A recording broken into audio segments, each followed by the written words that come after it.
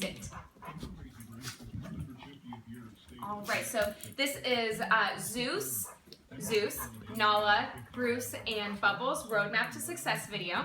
And when I got here, the Guardian's primary dog behavior concern was making sure that their dogs were being nice and calm, listening to commands, and getting along together as a good pack. We've added 2 dogs to the pack within about the past year or so, and that's created some disruptions in the house. So we want to make sure that we're getting the dogs to be nice and calm, energy, which starts with making sure that we have good, respectful rules and boundaries. One of the rules will be for Nala to not be doing and demanding attention. So Nala will come over and kind of tap at your legs. So when she does that, I want you to use the escalating consequences to disagree with her. What we want, sit, we want her to start coming over and sitting automatically over time for attention.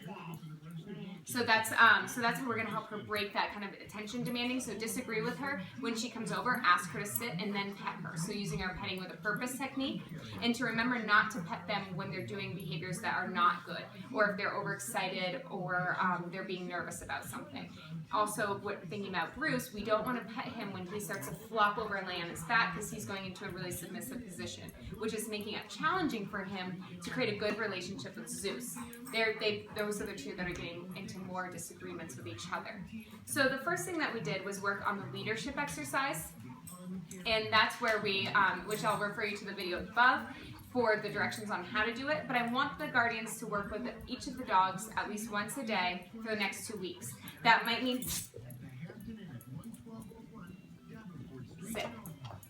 That might mean that they are going to be splitting up the dogs, so maybe Nala and Zeus will be working with one Guardian, and Bruce and Bubbles will be working with the other one, just to make sure that each of the dogs has a chance to be worked with on each day.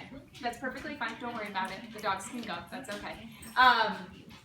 Alright, so that's one of the primary things. I also want to remind the Guardians to use the escalating consequences for disagreeing with negative behavior. But the biggest thing for Nala is when you get to the leash timeout, if she's doing that attention demanding, sit.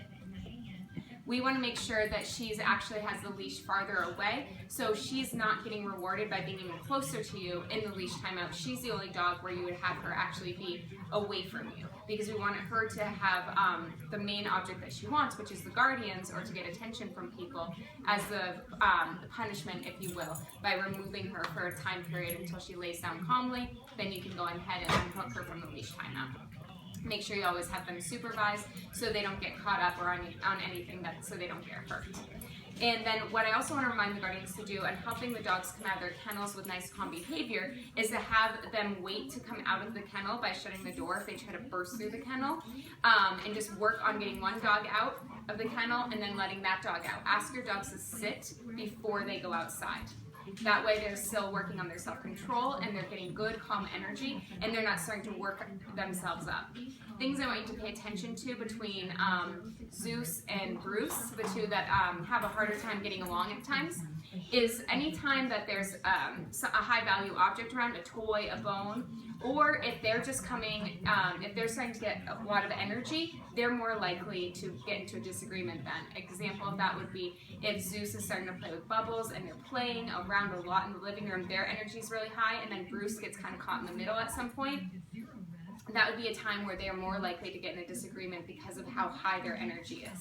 So you want to make sure that you're kind of there to help enforce and separate them, just to prevent any kind of disagreement before it even gets started. So those are just different times. So we're building up new habits where they don't get into disagreements at all, and you're able to kind of manage them and help them realize how they can be good, calm energy dogs together.